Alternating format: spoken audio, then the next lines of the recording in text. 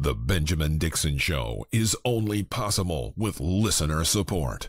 Go to www.thebenjamindixonshow.com to register for our blog and join the Progressive Army. And now, ladies and gentlemen, we are now about to witness the truth. It's the Benjamin Dixon Show. Hey, welcome, ladies and gentlemen, to the Benjamin Dixon Show. I am your host, Benjamin Dixon. It is Tuesday, July 25th, 2017. Thanks so much for joining us. As always, you can weigh in on the discussion, 857-600-0518. We are covering a couple of key stories, and we are also going to continue a conversation that has been going on for a while. But before we begin all that, thanks to our patrons. Thank you for making this possible. You are quite literally my Soros money. You are my David Brock money. And for everyone who accuses the Progressive Army of making money off of George Soros, everyone who accuses the Progressive Army of making money from David Brock, you are quite literally the people who fund us. And that drives people crazy. I guess they just don't believe it, because we offer such a high level of production. And even not like now, like right now it's just on our production scale, we're literally probably 6 out of 10 from where we were before we transitioned here to a new city. But our production level and our presentation and our dedication suggests that we're a highly funded organization. In reality, we're funded by nothing more than our patrons and whatever we can get in the midst of the YouTube apocalypse, adpocalypse. So that's why you're important, and that's why we appreciate you. And you can always become a patron by going to patreon.com/the BPD show. Let me start the show, and let me start the show with a correction that I think is worthwhile doing. Again, I did it this morning, but this time I'm going to do it. I'm going to do it without being tongue-in-cheek and without being an asshole. Last night at the top of the show, when we were discussing the idea of unifying with progressives with the alt-right, I mistakenly and incorrectly stated that I was approached or reached out to by H.A. Goodman and Tim Black. And I believe the specific order of my words were Tim Black and H.A. Goodman reached out to me, et cetera, et cetera, et cetera, on behalf of Caitlin Johnstone. That's not accurate. H.A. Good, on behalf of, let me be specific, on behalf of taking it easy on Caitlin Johnstone, and that's not accurate. The only person who asked me to take it easy on Caitlin was H.A. Goodman, and I, conflated the two and said the two at the same time. It was incorrect, and I have no problem correcting it.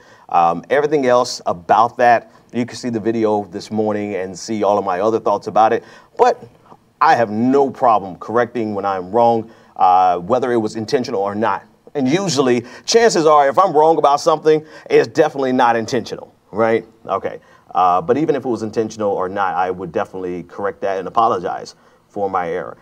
That being said, I just want to do something real quick. I want to make sure that you, the caller, can get through. There it is. This is what I want. Oh, can't do it on here on this edition. Let's talk about a couple of key stories, and then I'll open up the phone lines and let everyone sound off, because I know there's a lot of people who are have a lot to say. So we're going to cover the news, and then we'll open up the phone lines. Let's start with Debbie Wasserman Schultz's IT guy being fired and arrested.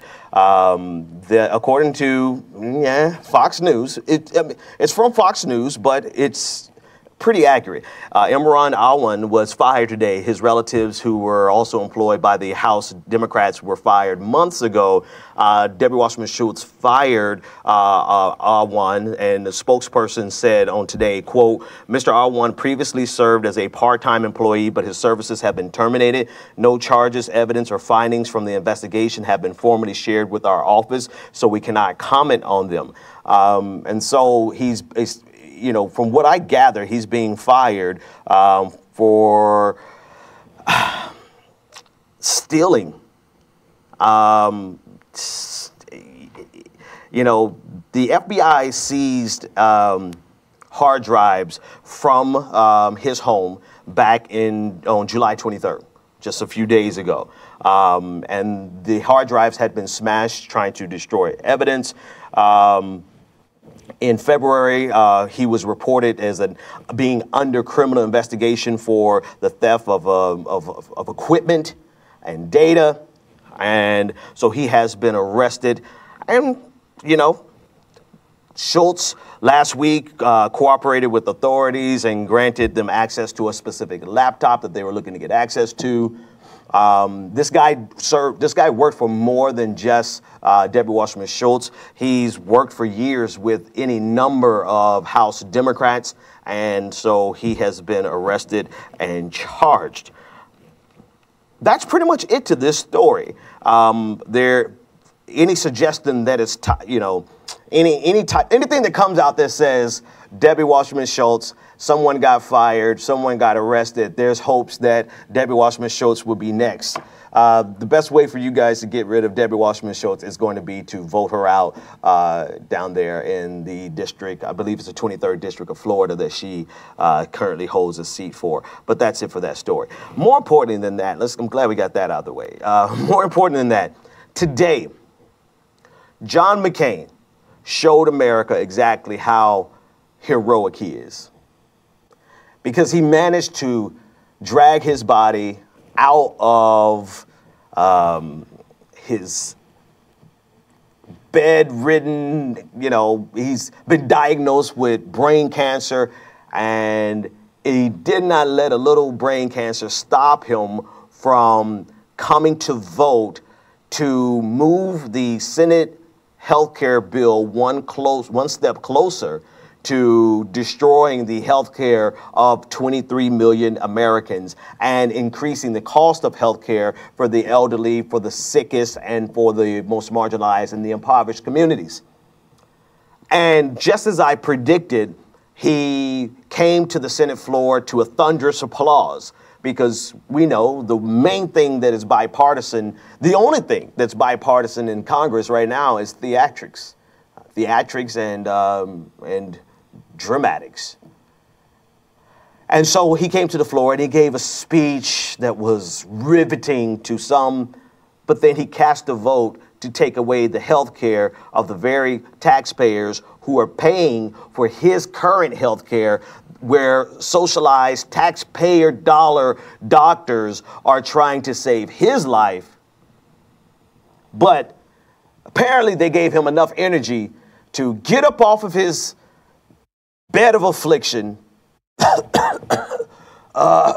I'm imitating a tweet that I read from Q Got No Rings on Twitter, at Q Got No Rings. He said, I won't let a little cancer stop me from killing poor people.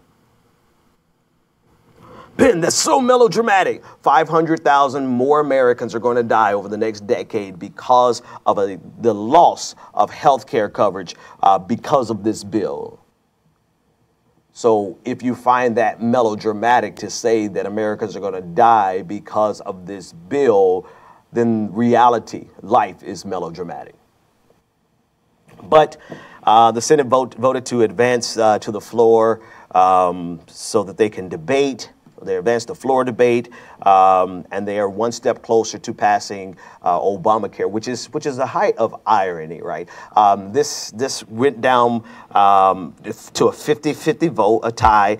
Susan Collins and Lisa Murkowski sided with all the Democrats to oppose this legislation. And Mike Pence came into the rescue and said, I will not let a single poor person be left behind from losing their health care.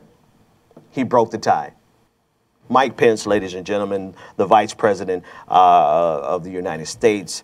So the next step is for the debate, the floor debate, to take place. Legislation, they're going to debate amendments, and if they actually give an opportunity for amendments, that remains to be seen.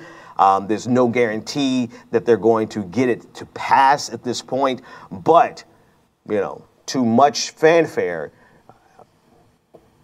here we are. one step closer to robbing Americans 23 million more. Yeah, Ben, but Obamacare doesn't cover 28 million. This is a perfect example. That's actually like literally an argument somebody threw at me, or constantly throws at me. This is a perfect example of why whataboutisms are not arguments. Because, yes, Obamacare sucks. It is a conservative piece of legislation. It was designed by the Heritage Foundation.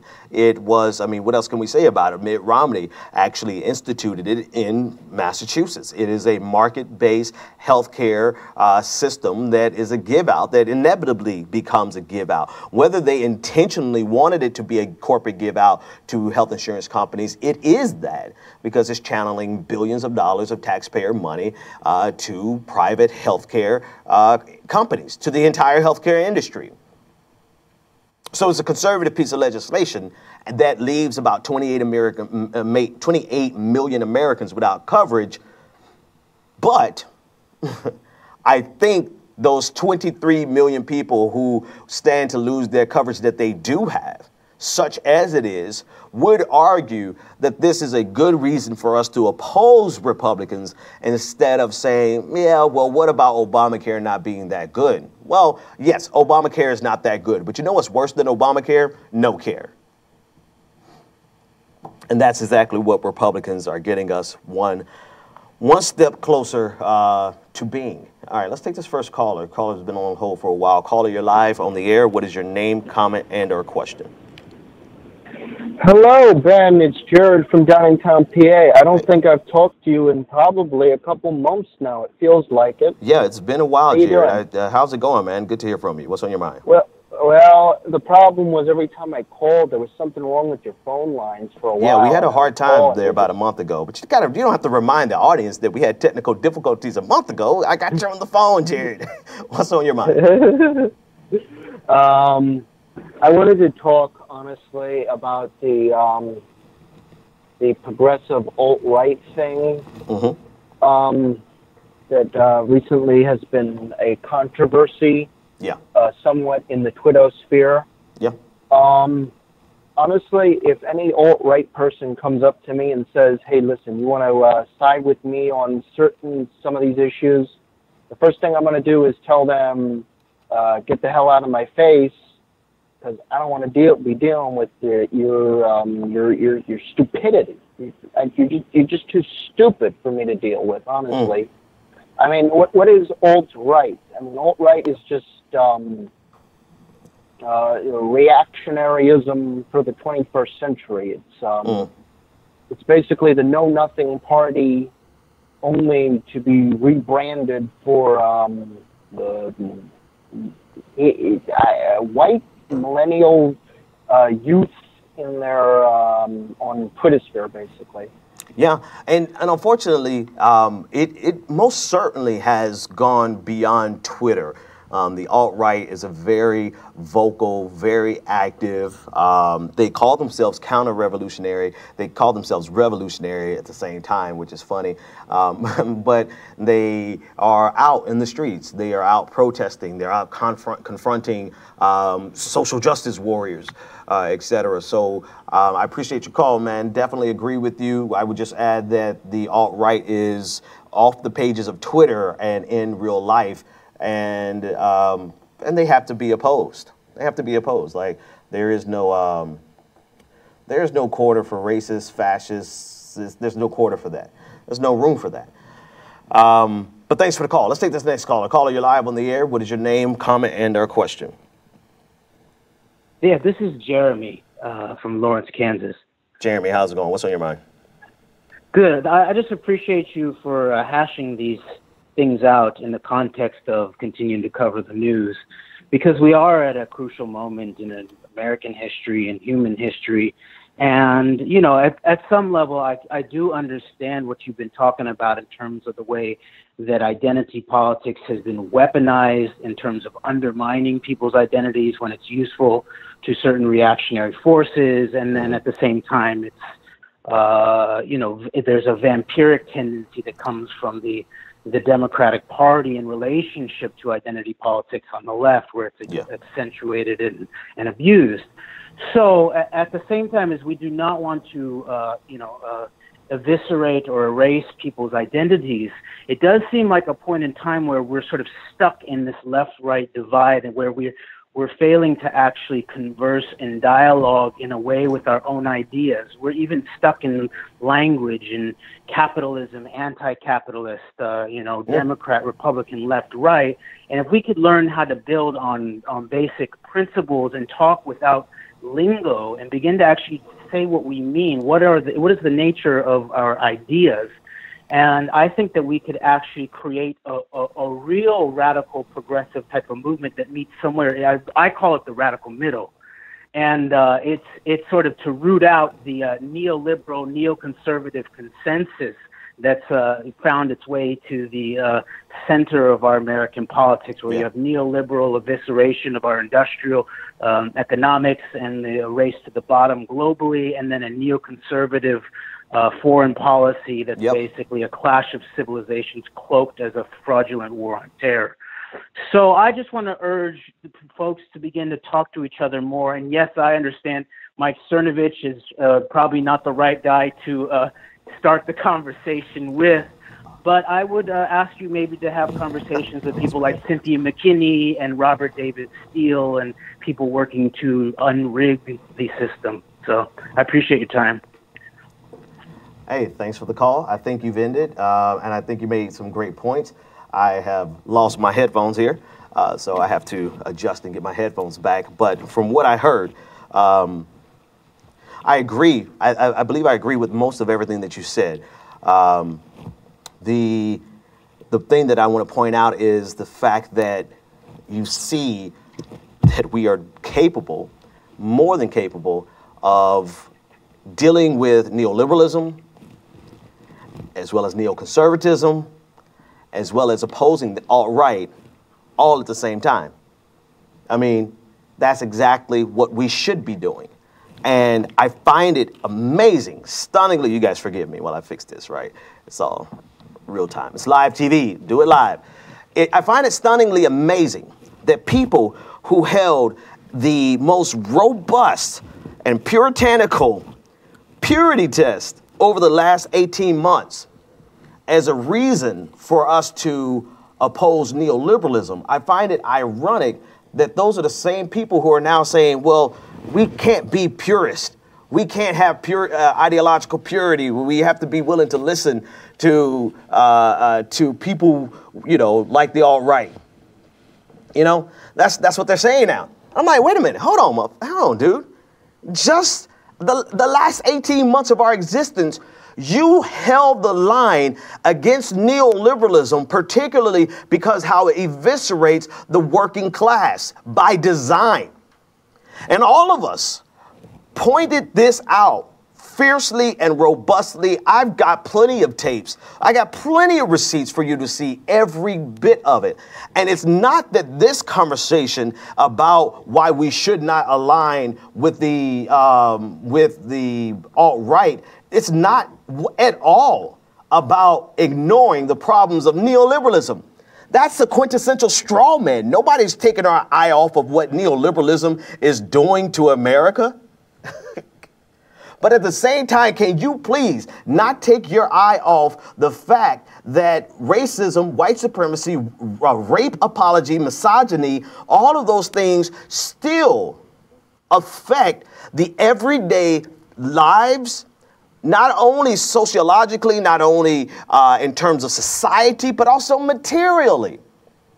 And what I've found is fascinating is that people have been willing to shift even on economic policies, because now they found the right enemy. They found the final enemy. They feel like they found the big boss. A lot of these people are like, they've had an epiphany, like, wow, I get it. The world makes sense now. Everything is controlled by the Illuminati. I'm sorry, the deep state. And now that we know that everything is controlled by the deep state, nothing else matters. Our entire purpose in life is to oppose the deep state. And if we join forces with racists and white supremacists to fight the deep state, then we could go back to being enemies later, because the bigger enemy is the Illuminati. I'm sorry, the big state, the deep state. That's like quite literally what's being said. Meanwhile, define the deep state. Give me a definition of the deep state, because I have a convincing, I think it's a damn convincing definition of the deep state that goes beyond any mystical need for a metaphysical Illuminati in control of America. Because people really, the world makes sense to people if they could say that there's a group of 13 men sitting around a table.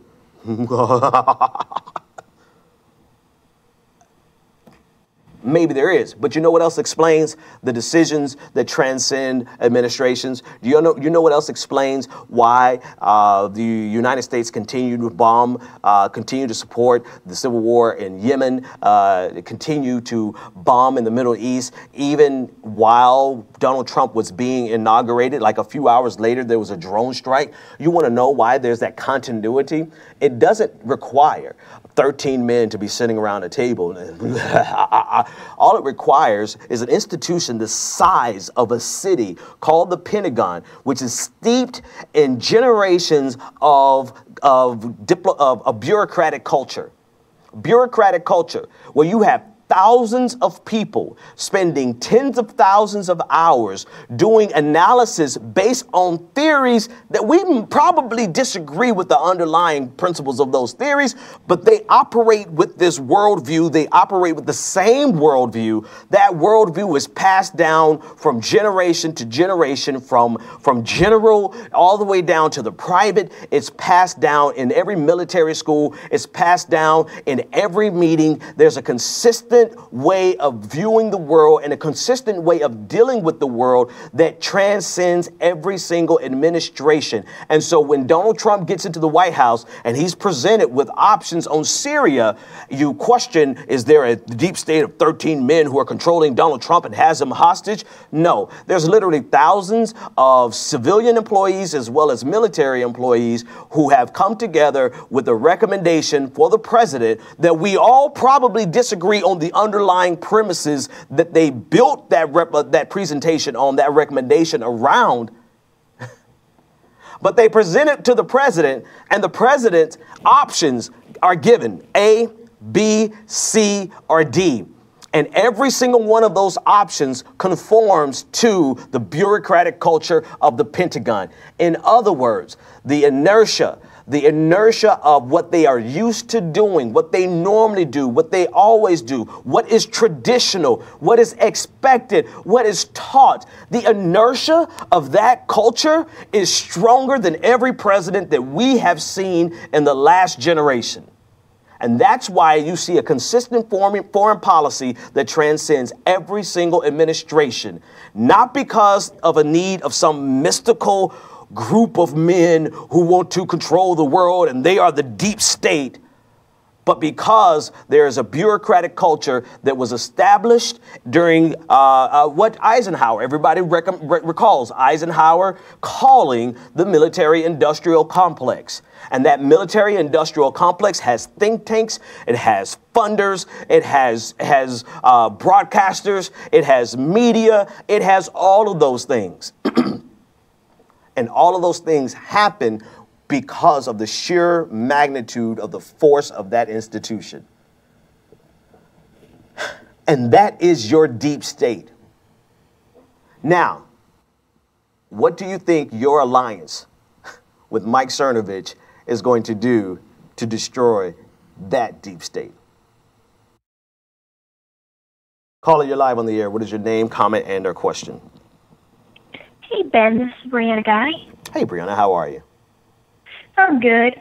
The only thing I want to say, you already heard my piece last night about what I think of, us uniting with, the alt-right, and, that disgustes me. I just want to say, while this infighting is going on between progressives and the insane, like I said, the rest of and other progressives, and we're just having all this infighting, the Republicans today just got one step closer to taking health care away from millions of Americans. While we're fighting with among ourselves, Republicans are on their way to repealing Obamacare. Yep. And we don't even know which bill they're going to pick in the Senate. Yep. They just voted for this debate, and we don't even know which bill it is. They got like 4 bills in mind, and we don't know which one it is. Absolutely. And go ahead. We just gotta. I know I'm being over a dead horse. Like, if you're still angry about Hillary Clinton, she's gone. She's in the woods. I don't know what she's doing now. You know what she's doing? You know what she's doing? She's busy being more unpopular than Donald Trump. I mean, how are you more unpopular than Donald Trump? But that's what she's doing right now. But yet there's this fixation. And so, I mean, everybody's stuck in the primary still. That's literally where we are. But go ahead and get the last word, Brianna. Yeah. We just got to move past it. I know if those who are still stuck in the past then they won't listen, and they want to unite with the alt-right because they're quote unquote anti-establishment. I say, screw them, let them do what they want. We gotta focus on ourselves and just do our own thing. Focus on what we have to focus on. And defeat Trump. And like, if you heard I'm not sure you heard the Boy Scout speech he gave. Yeah. Like this guy's an effing lunatic. Yeah. Yep. We gotta do everything to stop him and the other Republicans. Absolutely. Hey, Brianna, thanks so much for the call. I agree with you 100%. Republicans are one step closer to taking away the health care of some of the people who are busy fighting against us for not wanting to align with white supremacists. The Republicans are doing that right now as we speak. And part of me is actually, it's already self-evident for the last month. I've pretty much stayed out of this because of all of the news that's happening around us. I mean, like, holy crap, can we not see the world burning around us, not just globally, but domestically? And I love these progressives who are all of a sudden willing to ignore domestic empire and focus everything on external empire. But when we all know empire without makes empire within. And there is the empire within that we have to address. But anyway, I digress. The point of this whole bit is that while we are fighting each other right now, but this is what happens. 2 things. This is what happens. People who want to control the narrative and want us to only focus on the deep state. Check my definition of the deep state. Those people want to control the conversation because that is their wheelhouse. And they attack anyone who does not buy into their wheelhouse. Like, they have a worldview, and anything outside of that worldview they don't want to do it. They don't want to talk about it. They don't want to discuss it. So they're able to justify not discussing Republicans right now taking away health care from 23 million more Americans. They're able to justify that by using a whataboutism, saying, well, what about Obamacare being a conservative piece of legislation? Yes, it is. I know it is. It's actually a pretty crappy piece of quote unquote free market legislation. But you know what's worse than not having Obamacare? Is having no care. I mean, that's like real, material, and tangible problems that people are going to have tomorrow that they did not have today, while you imagine that you can beat the deep state by aligning with Mike Cernovich.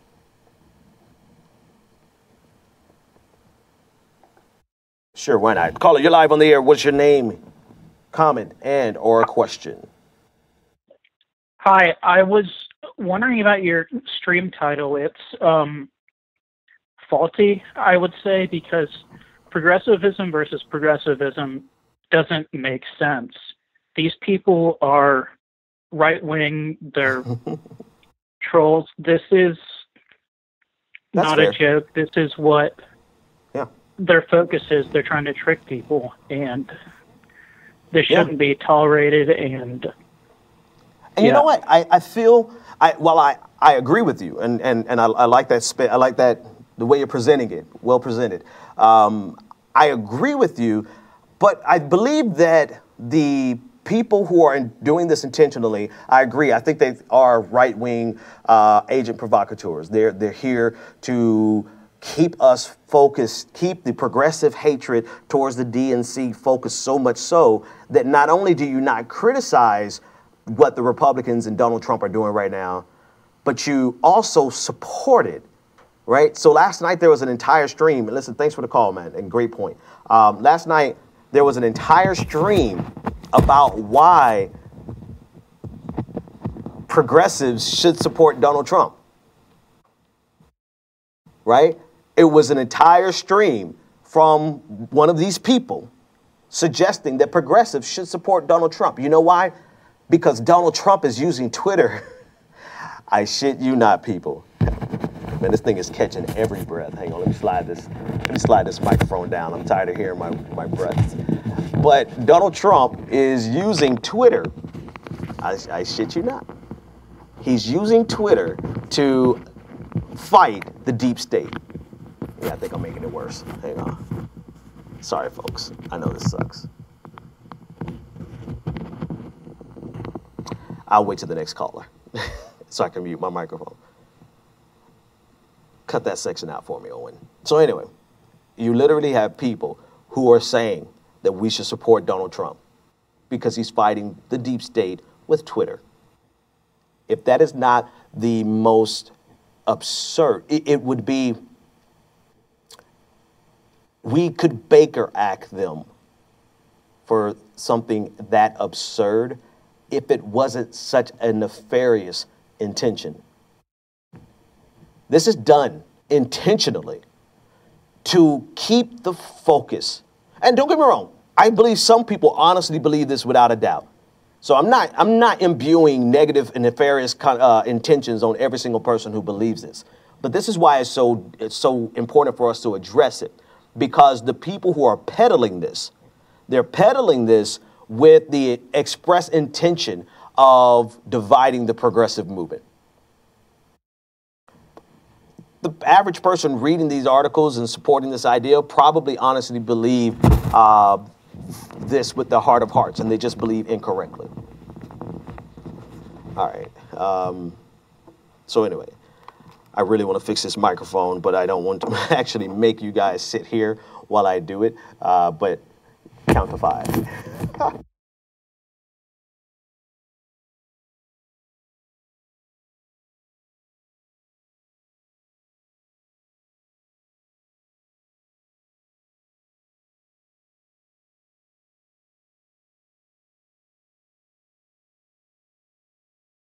For that one. All right.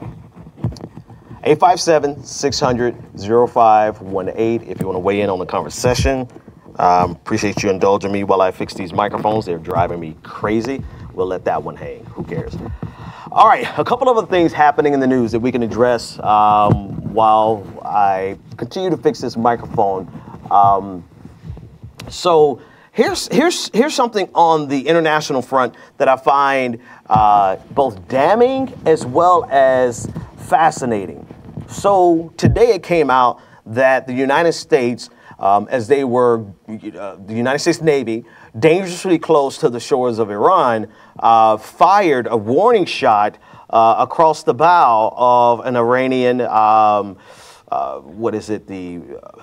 Iranian Guard naval vessel. And I find it fascinating that this is not being discussed. The reason I find it fascinating because it's not being discussed is because this is Donald Trump's foreign policy. This is what Republicans want. This is what Donald Trump wants. They have wanted to undermine the nuclear agreement with Iran, signed by President Obama, negotiated by John Kerry, which prevented war with Iran. And as soon as Donald Trump came in, one of the best things that happened to America was Michael Flynn having to resign. Because if you remember, almost like the second press conference, Michael Flynn came out and said that they're putting Iran on notice, getting ready to set the stage for an all-out conflict with the nation that we had just negotiated a peace, if not a temporary peace.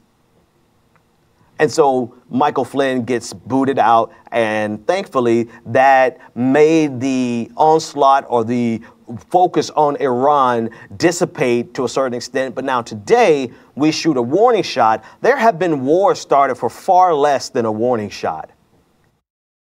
And yet I notice a gaping absence in people discussing why Donald Trump's foreign policy is problematic, particularly progressives, or particularly this group of progressives that the caller identified. They're not really progressive. They're trying to convince you that you should support Donald Trump.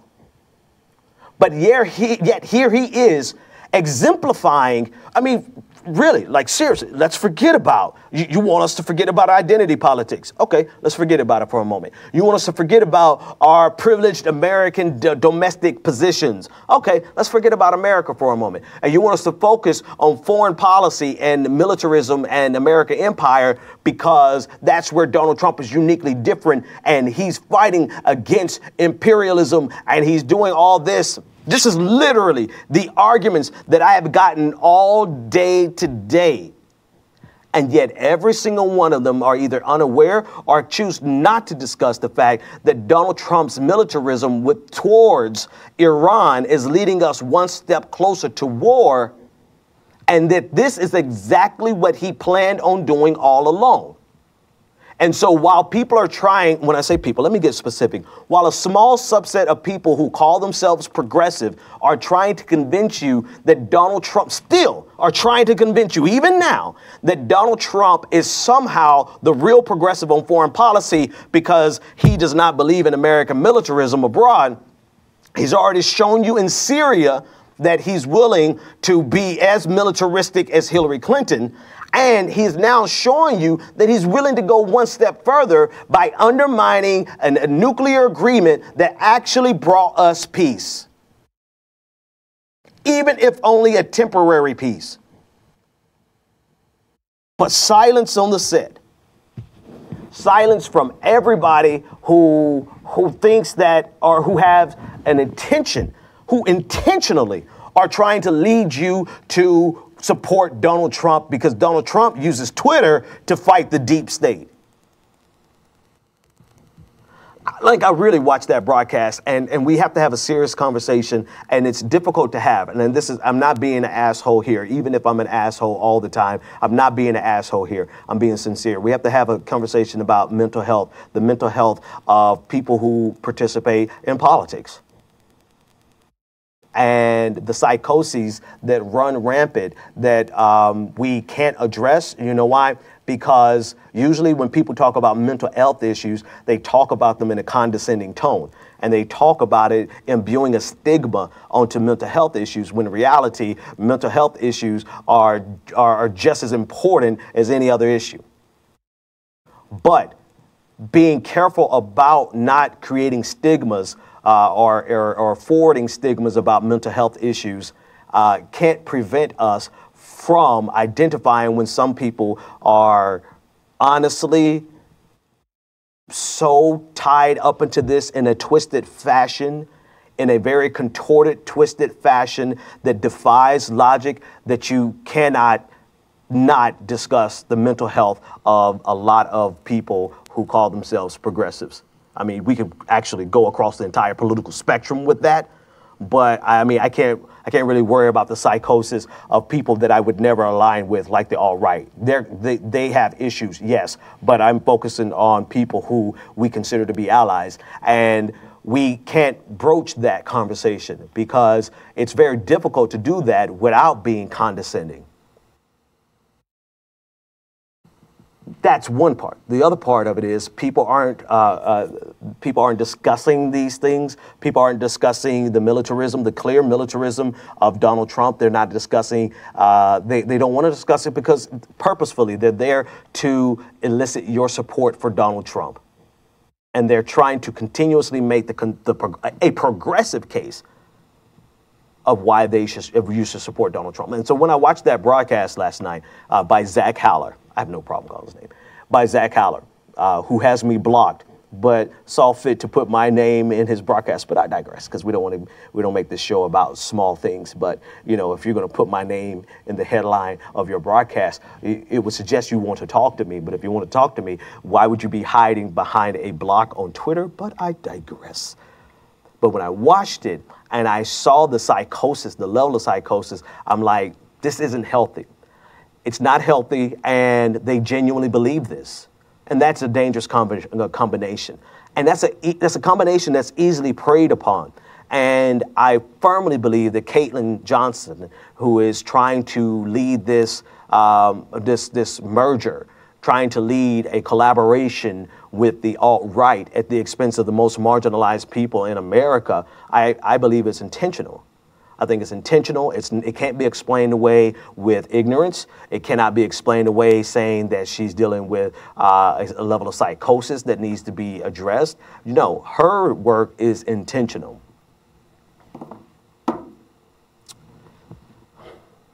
And to come full circle, the problem is that we are buying into a worldview. Sorry, correction. They are buying into a worldview that does not see a clash of civilizations conflict as American imperialism. And that's an important statement that I just said. They refuse to see what Donald Trump is doing to Iran as an example of American imperialism, of American empire. Why? Because then they would have to hold themselves and Donald Trump accountable to the reality that he has never been a peacemaker. He has always delineated between the type of war that he wants to carry out on the international stage. Now, we are still forgetting about everything domestic that he's doing to try to screw us up, which we shouldn't do, because right now today Republicans are trying to take your health care. But we'll take 5 minutes, 10 minutes to discuss outside of the privilege of being an American. And by the privilege of being an American, I mean you're not on the receiving end of American drones. But they don't want to be held accountable to the fact that Donald Trump delineates between the type of war that he wants to carry out. He has no desire to be an interventionist if it does not forward American values or if it does not forward American interest. However, he is creating a narrative to suggest that attacking Iran forwards America's interest.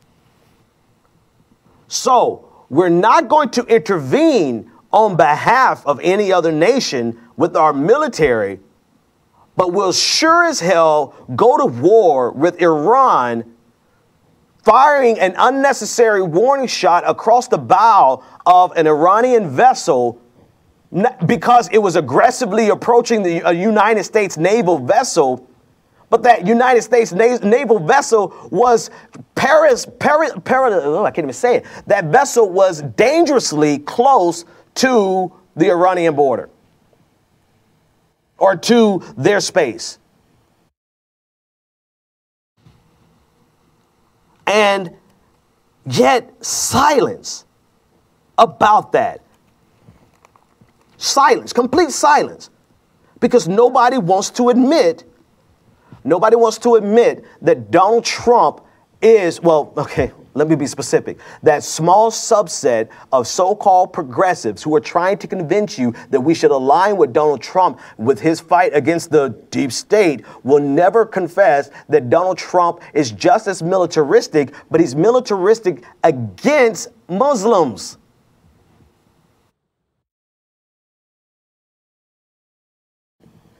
He has no problem wielding the American war machine. Fox News has no problem firing up their military war propaganda machine.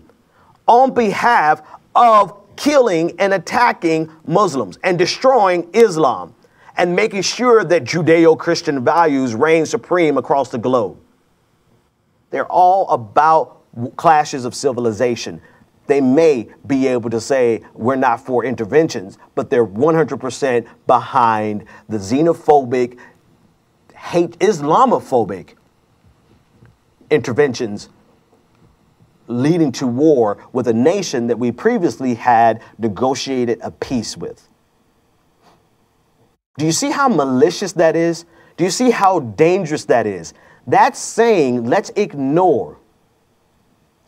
That's a fundamental transformation of your worldview to bring you into alignment with Donald Trump.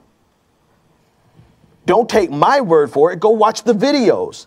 Go watch that hour-long rant about why we as progressives should support Donald Trump, simultaneously ignoring all of the things that he's doing, even in the wheelhouse that they want to focus on. They want to focus on international policy. Well, Donald Trump right now is being an aggressor on the international stage, even more so than Barack Obama. Donald Trump has killed more civilians in 6 months than Barack Obama did in 8 years, but silence from the same group. But we should align with Donald Trump on domestic policy and foreign policy because he's using Twitter to destroy the deep state. And that's why I say we have to address some mental health issues, not to be condescending, but because the logic defies reality. But the passion behind it is so vociferous that I actually think they believe this. And if they actually believe this and they're not being propagandists, then there's an intervention that needs to be had. Caller, you're live on the air. What is your name, comment, and or question? Hi, Ben. This is Ryan Rankin. Thanks for taking my call. My pleasure. You are absolutely correct. You do not ever align with the alt-right or ever align with a Trump supporter as a progressive, as a libertarian, as somebody who is not one of the corporate party people. You never, ever align with them or listen to what they say or give them stage, platform, or a safe space for that. There's no good that will come of that. So please keep preaching that message and please keep explaining your points and picking apart their arguments piece by piece. That's the first thing. The second thing go for it. Is you cannot fire a warning shot. In my training in the Army, there's no such thing as a warning shot in rules of force and escalation of force, because immediately following the warning shot is the kill shot or the shot to kill. So there are no warning shots. You do not fire a gun at somebody coming into your house with a warning shot at 3 a.m. in the dark. Absolutely. So that is insane that we are playing diplomatic chicken with nuclear powers. You do not do that. The Trump presidency, to me, shows no regard for any form of diplomacy. Diplomacy is making sure we do not go to war. When diplomats fail at their job, you can go to Arlington and look at the Rose Garden that used to be Robert E. Lee's Rose Garden, and it is populated with diplomatic failures. Are American soldiers. I have family and friends buried in Section 60. So that, to me, when we are playing nuclear chicken and when we're playing diplomatic chicken, we're leading ourselves to war.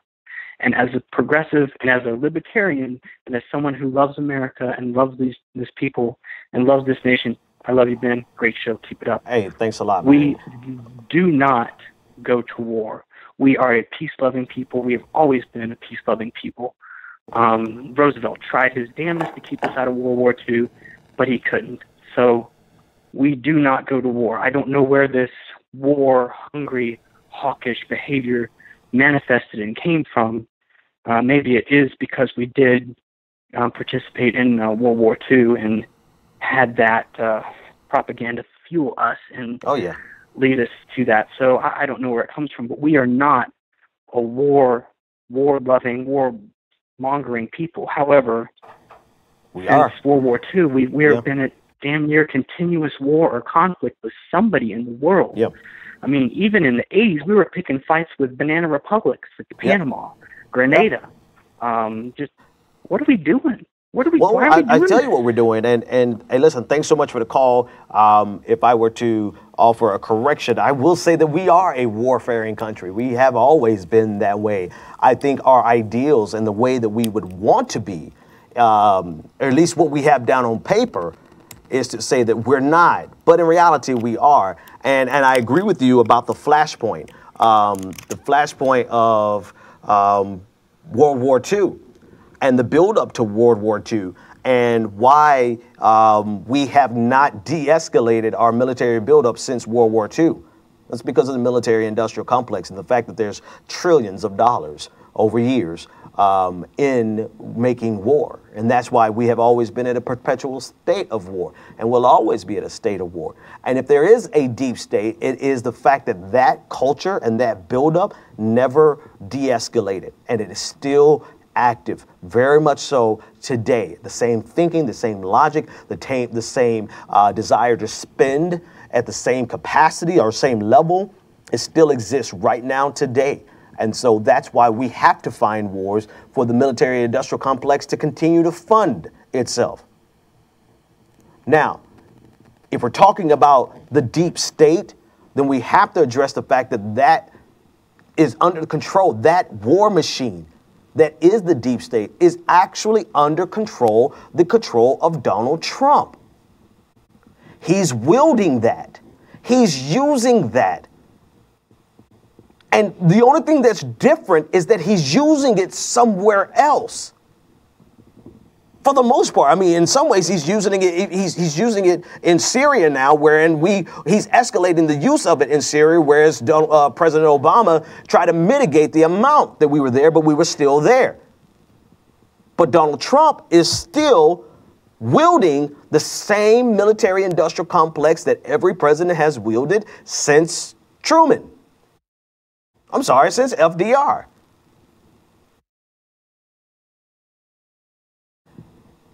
And so even on, this is what's fascinating to me, even on the one area that they feel that they could find common ground with the alt-right, the reality of it is that in our news today, in our news right now today, it's proof that Donald Trump is not someone that any progressive could consider aligning with, and yet we're being told very directly from people who, you know, got them a little following, and you know, they've got thousands of people who they could deploy like little Pokemon, like, go, progressive, go. You know, they deploy them all and try to convince us that we're being unreasonable because we draw the line at white supremacy and racism, and we're being unreasonable because we're not siding with Cernovich and his ilk to help Donald Trump defeat the deep state.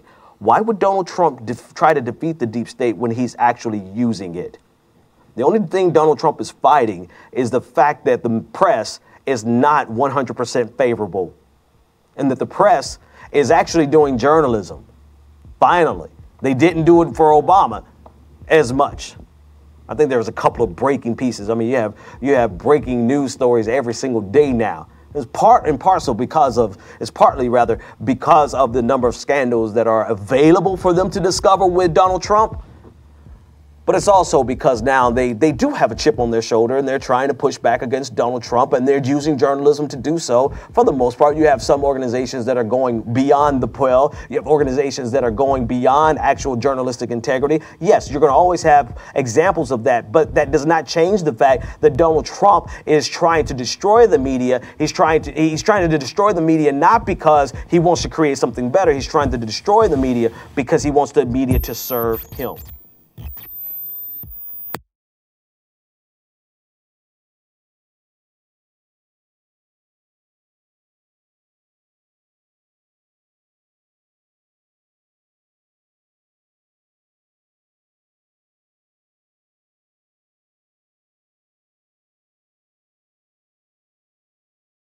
(857-600-0518). We're going to get the hang of this soon. Like I said, we're in new studios, new facilities, new equipment. Everything's new. We'll be ready in full steam, I believe, by November. No, mid-August, September, we'll be back to normal.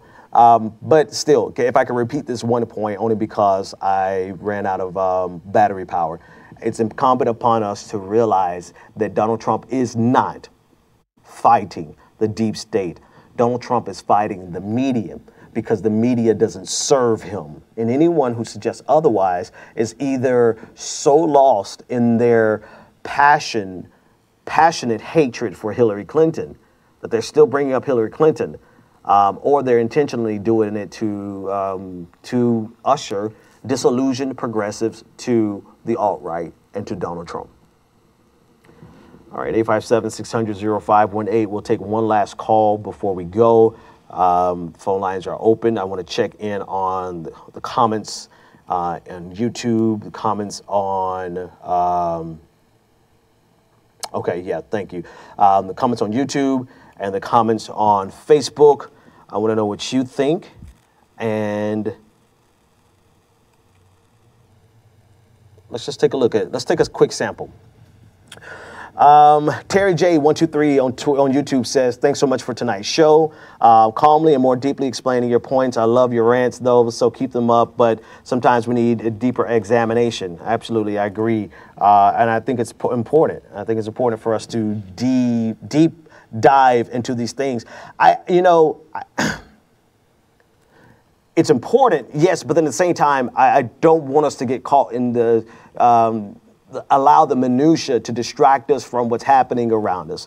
And what's happening around us today, you know what? If I'm going to end the show, I'm going to end the show here. Despite the ongoing debate, I think it's vitally important for every single person listening to me right now to call their senator and tell them if they vote or because they voted yes on this, that you are going to oppose them at every single stop. There's nothing that's going to stop you from getting them out of office. And if they vote yes on the actual legislation and steal the health care from the insurance coverage, rather, from 23 million more Americans, then nothing is going to stop you from making sure that they never serve in politics anywhere. They can't even be a damn dog catcher. Everyone needs to pick up their phones and call their senator. Say what I said, but be polite. As polite as you possibly can be, having to beg for your life and beg for your insurance. But I digress. Pick up your phone, call your senator, call your congressman, because your congressmen are still going to have to vote on it. And depending on what version the Senate takes up, but call them and let them know that this is where you draw the line. Send them an email. Send them an email that you don't mind the feds reading. I just want to make sure we put that out there. Send them an email, send them a fax, and get on the phones and let them know that we see what they're doing and we're not going to sit by, and that we are going to extract as many political pain points as possible. We're going to make this as painful as we can politically. We're going to make them have to spend more money than they ever imagined they would have to spend to run for re-election. We're going to make sure that we knock on every door possible to let that neighbor know that their senator voted to take away their health care. We're going to find those likely 23 million people and let them know that you now no longer have health care because of your senator. If you let them know that, then you're going to be able to find at least one more senator to make sure they would join with McCaskill and Mr. the last name of the other Republican, but let them know that we'll find that additional senator necessary to keep this bill from passing. All right, folks, we're out of here. It's in my producer's hand. We'll see you tomorrow night.